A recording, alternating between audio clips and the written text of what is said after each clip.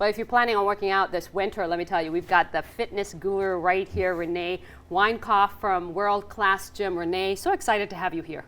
Thanks for having me. We're gonna talk a little bit about exercising. Obviously, a lot to talk about in terms of people wanting to exercise. It's winter. People want to kind of cocoon and stay home. What are your thoughts on that, and what should they be doing? Well, like you said, everybody feels like they should be stuck at home. Yeah. For one, first thing, I don't think you should be. I think you should get out and do something, hit the gym. But for those that are stuck at home, there's always lots of options, right? For sure, yeah.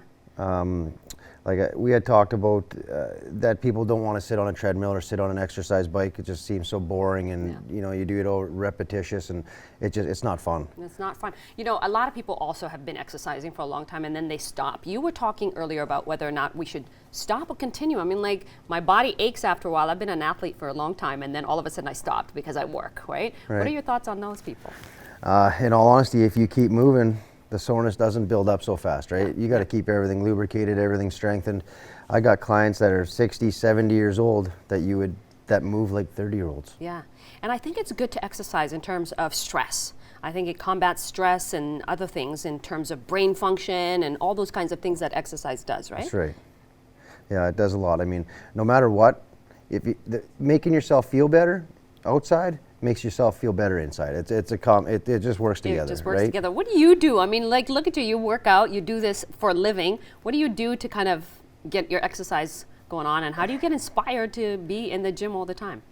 I was dealing when I was a little kid. I dealt with a little bit of weight loss, weight gain. My whole family has a little bit of a weight problem. Yeah. And as soon as I hit about 16, I got introduced to the weights and never looked back. I couldn't let myself get out of shape. Yeah, and then you got into the gym world, and now you own your own gym, so you have a lot of people that come to you, obviously. What are some of the tips that you give people that want to be a bodybuilder, for example, as opposed to a regular person that comes in and says, hey, you know what, Rene, I just want to get fit, or I want to get skinny, like me. We'll be talking later. Either way is going to work. Yeah. I mean, for any kind of fitness thing, it's consistency, right? Yeah. I mean, we all know that if you go 1 day a week or 3 days this week and 1 day next week, and it doesn't have a pattern, you're not going to get out what you should be out of it. And I think it's so much, I mean, for you being in this world of training, there's so much knowledge you have to know in terms of helping people, right? Like, what is that for you? Do you have to keep up with the stuff? Oh, I love it. Every day I'm doing research. Every day I got new books I got to read. I mean, I got baseball players, hockey players, old people, young people, athletes. I got people that are just here for rehab.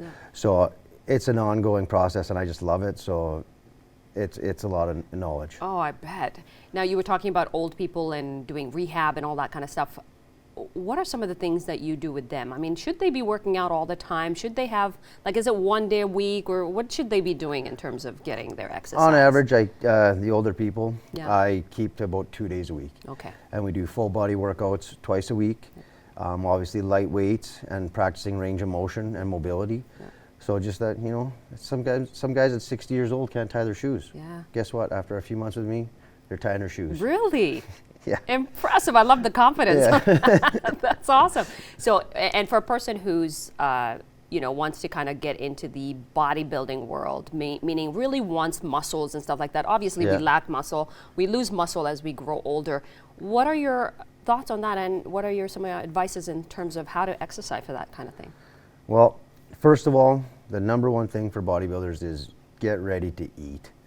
I mean, for these people that think 3 meals a day or even 5 meals a day is enough to be a bodybuilder, I'm usually at 7 meals a day, plus about 2,000 calories in protein shakes. Wow. So I'm taking in about 6,000 to 7,000 calories a day just to when I do a show. Yeah. So just get ready to eat. And that's for bodybuilders, right? Yeah.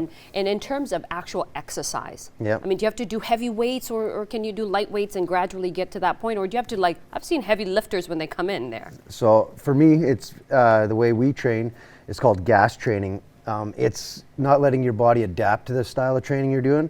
So 1 week you will be lifting really heavy weights. Next week after that, you'll be doing everything for a minute. So if you're lifting heavy weights, you're not going to make it happen. Yeah. So the gas system that we set up, it's a 9-week program. So every week is a different way of lifting.